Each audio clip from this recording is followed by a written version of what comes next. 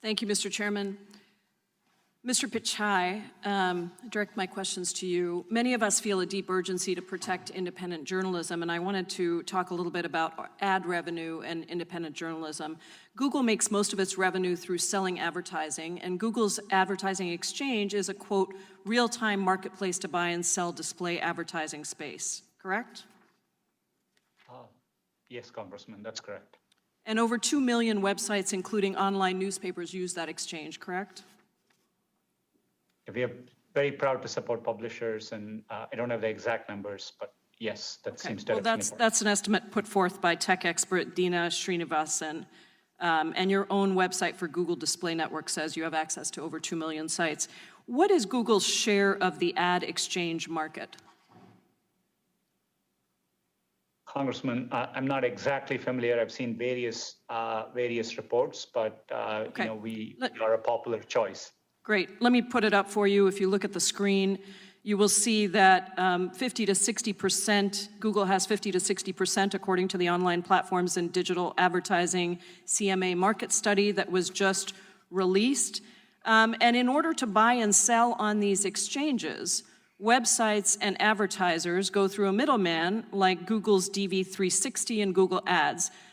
If you look at the slide, Mr. Pichai, you can see that the share of this buy-side market that Google has is 50 to 90%, according to the same study.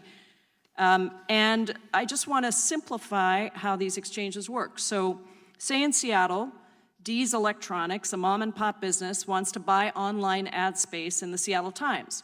Dee's Electronics would need to go to a middleman like Google Ads, which would then bid for ad space on an ad exchange.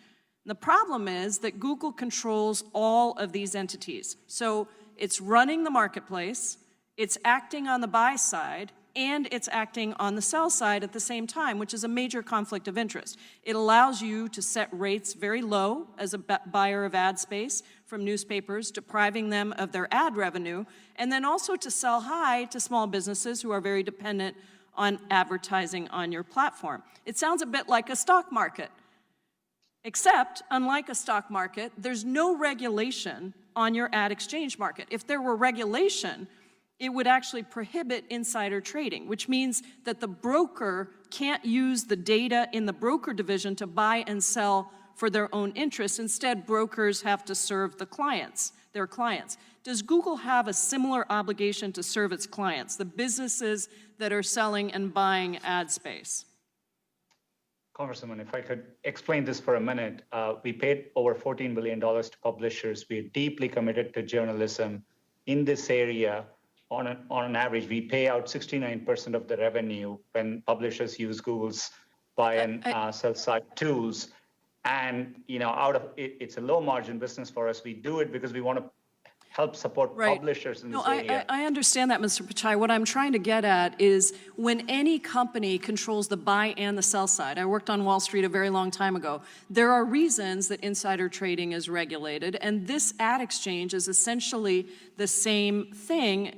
And without accountability, it isn't meaningful to just care about the newspapers. We're seeing them die all over, and ad revenue is a big reason.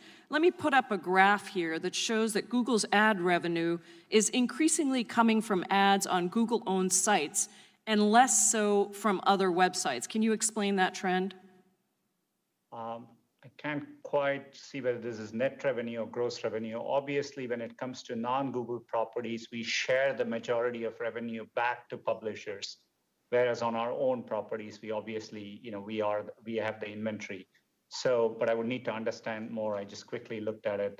I'm not sure if we can send it. We can send it to you and make sure you have it.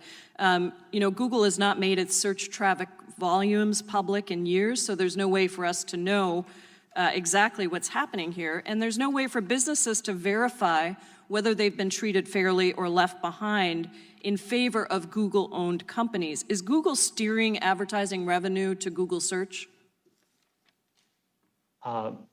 Congresswoman, users come to Google search. It is that traffic, and that's where our source of revenue comes from. So we are focused on providing users the information they are looking for. We work hard to earn their trust. We know competition for information is just a click away. Thank you, Mr. Pichai.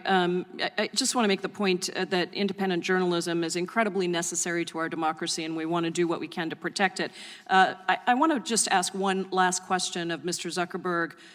Over 1,100 companies and organizations pulled their advertising business from Facebook as part of the Stop Hate for Profit campaign to protest the spread of hate speech and disinformation. But you had a staff meeting earlier this month where you told employees we're not going to change our policies or approach because of a threat to any % of our revenue. My guess is all these advertisers will be back on the platform soon enough.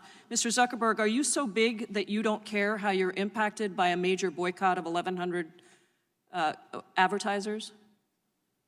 No, Congresswoman, of course we care, but we're also not going to set our content policies because of advertisers. I think that would be the wrong thing for us to do.